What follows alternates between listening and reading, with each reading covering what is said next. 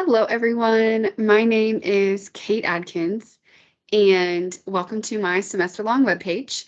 I am going to pull it up in a second, but I want to say thanks so much for visiting my site. I put a lot of time and effort into it, so let's go ahead and get started. I used Google Sites to create my website, and I think it ended up going pretty well. So here is my homepage. If you scroll, you'll see an introduction to my webpage, why I created the webpage, and then you're also going to see the standards that my webpage addresses. And at the end, you can click this link right here for an overview of my website. So if you want to go back and watch this video again, you can. On the side here, this is going to be your navigation. At the top, it says SLP, Light and Shadow, and each different tab is going to be connected to a different piece that we focused on in our class this semester. So the first tab is Theory, and you'll click it. And this tab gives you a quick narrative about what you'll find and has two links for you to click on. You can click to learn about the 5E lesson, and you can also click to learn about my feelings on the other scientific theories and approaches that were taught this semester. So both of these are my thoughts, but they kind of give you an idea of what each is about. The next tab is connecting to pedagogical knowledge, and this actually is where I put in most of the work this semester. So here you'll find a little bit of a short narrative, giving you an idea of what to find on this page.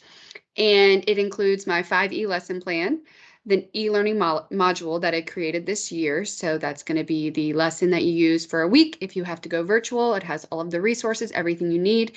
Anywhere you see red with the word here, that's a link to another site. So make sure you click it to get access.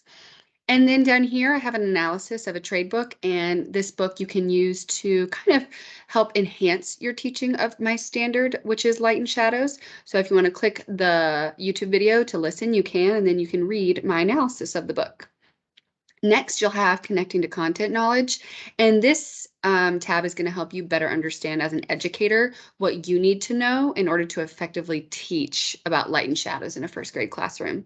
It also includes some challenges and benefits to teaching, and if you notice, I'll have two links here. One goes to an NSTA article that I reviewed to help better understand how to teach light and shadows, and the other one goes to National Geographic, which actually has resources to help teach about light and shadows in guided reading. I thought that was an awesome resource. And then down below, I gave two more resources for you to look at if you wanted a better idea of ways to assess shadows and if students have learned it, and how to model light and shadows. The next tab is culturally responsive teaching. And, this page kind of goes over why it's so important to be a culturally responsive teacher in the 21st century. And I have a little blurb here connected to my SLP and why it's important to be culturally responsive and how we can be culturally responsive when teaching light and shadows. And then here's another article that I thought was interesting about just why it's important in the 21st century. So you can click that too if you want a little bit more information.